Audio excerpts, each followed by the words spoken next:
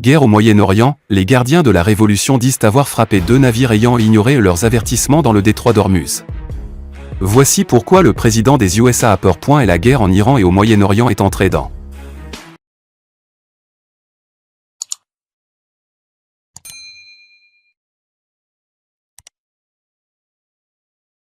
A confirmé que son nouveau guide suprême Mojtaba Khamenei est sain et sauf. 3 navires ont été frappés par des projectiles inconnus à proximité du détroit d'Ormuz ce matin, un porte-conteneurs, un cargo et un vraquier. La porte-parole du gouvernement a annoncé en sortie de Conseil des ministres que près de 20 000 Français sont déjà rentrés du Moyen-Orient, et 30 000 sièges seront disponibles la semaine prochaine entre la région et la France. L'Agence internationale de l'énergie, AIE, a proposé un recours d'une ampleur sans précédent aux réserves stratégiques de pétrole qui sera annoncé aujourd'hui afin d'enrayer la flambée des prix. Le Hamas souhaite au nouveau guide suprême iranien de. Nous lui souhaitons plein succès dans la réalisation des aspirations du peuple iranien à vaincre l'agression israélo-américaine et à empêcher les forces de l'arrogance d'imposer leur volonté à l'Iran, indique le communiqué du Hamas, signé du porte-parole du mouvement Azem Qassem. Des explosions entendues à Téhéran. Une série de fortes explosions a été entendue à Téhéran, a rapporté un journaliste de l'AFP. L'emplacement exact de ces explosions n'est pas connu à ce stade. Mais des colonnes de fumée ont été vues s'élevant de la partie et de la capitale iranienne, a indiqué le journaliste. Après avoir frappé 2 bateaux, les gardiens de la Révolution affirment que les navires doivent obtenir la permission pour.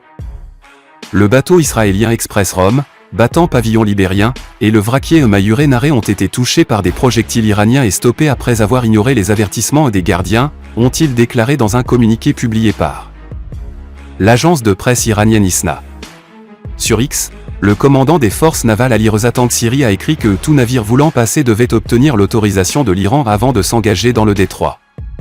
Une femme a été tuée en Irak par un éclat de roquette après une frappe sur un dépôt d'armes appartenant à un groupe pro-iranien, ont indiqué à l'AFP des responsables locaux de sécurité et santé. Une autre personne a été gravement blessée. Selon la source sécuritaire, la frappe visait un dépôt d'armes dans une base militaire qui abrite principalement le puissant groupe armé Azaïb Hachel Alak, dans la province de Wazi. Emmanuel Macron appelle à mettre fin à un engrenage dangereux au Liban. Emmanuel Macron appelle à mettre fin à un engrenage dangereux au Liban lors d'une conférence de presse à l'Élysée après avoir rencontré le Premier ministre des Pays-Bas. Le chef de l'État a remercié le Premier ministre d'avoir soutenu le déploiement.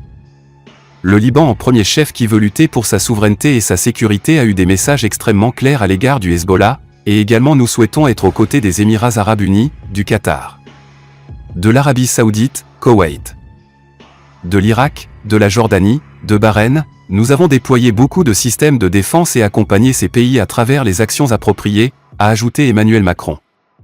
Le ministre israélien de la Défense affirme que l'offensive contre l'Iran durera sans limite de temps. Cette opération se poursuivra sans aucune limite de temps, aussi longtemps que nécessaire, jusqu'à ce que nous atteignions tous les objectifs et décidions de l'issue de la campagne, a déclaré le ministre lors d'une vaincre l'agression israélo-américaine. Le mouvement islamiste palestinien Hamas souhaite au nouveau guide suprême de la République islamique d'Iran, l'ayatollah Mojtaba Khamenei, de vaincre l'agression israélo-américaine. Du Charles de Gaulle en Méditerranée. Nous allons nous déployer en Méditerranée orientale, en mer Rouge, dans le cadre de la mission Aspide pour préparer la réouverture du détroit d'Ormuz, a-t-il déclaré. Nous sommes aux côtés de nos partenaires. Son 12e jour ce mercredi 11 mars. Israël a une nouvelle fois mené des frappes sur l'Iran et Beyrouth, tandis que 3 navires ont été touchés par des projectiles inconnus près du détroit d'Ormuz. Après des rumeurs de blessures, l'Iran traversait le détroit d'Ormuz. Les gardiens de la révolution iranien affirment avoir frappé un navire battant pavillon libérien et un vraquier thaïlandais qui s'était engagé dans le détroit d'Ormuz en ignorant leur avertissement.